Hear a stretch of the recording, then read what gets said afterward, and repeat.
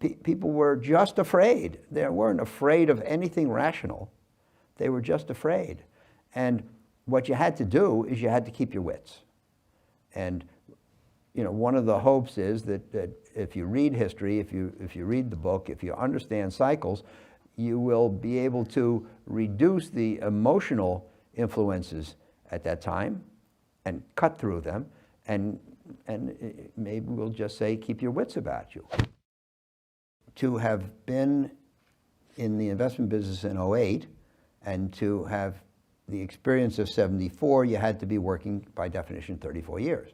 But the truth of the matter is that the investment business was terrible in the decade of the '70s. You couldn't get a job in the '70s. I know people, classmates of mine from grad school, who wanted to go into the investment business, but rather than get out in '69, when I did, they got out in '70. They couldn't get a job in the investment business for their whole lives.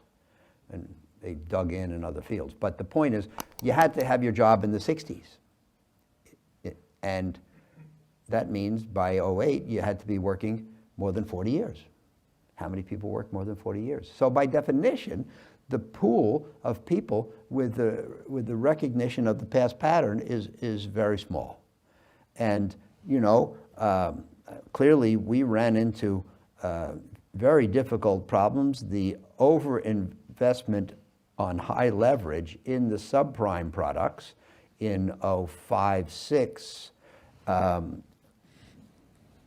caused the loss of some of the most important banks and investment banks, and people started talking about the end of the world. And security prices melted down, loan prices melted down, and activity froze because everybody was uncertain. Will there be a tomorrow? If I buy anything today, will there be a market tomorrow? Will it have any value tomorrow? And all liquidity dried up. And as I say, people were talking about the end of the world, and it was the most pronounced cycle that we've lived through. But still, there was really no reason. I mean, I kept thinking about what Roosevelt said: the only thing we have to fear is fear itself. People were just afraid. They weren't afraid of anything rational. They were just afraid. And what you had to do is you had to keep your wits. And one of the hopes is that if you read history, if you read the book, if you understand cycles, you will be able to reduce the emotional influences at that time and cut through them, and maybe we'll just say keep your wits about you. So we concluded in late '08, after the bankruptcy of Lehman Brothers put the markets into free fall, that will the financial world end or not? And what we said was that it's hard to predict the end of the financial world. If you conclude that the financial world will end, it's hard to have any idea what to do. And most of the time, the financial world doesn't end.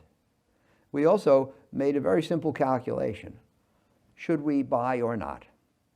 Well, if we invest and the financial world ends, kind of doesn't matter. But if we don't invest and the financial world doesn't end, then we didn't do our job.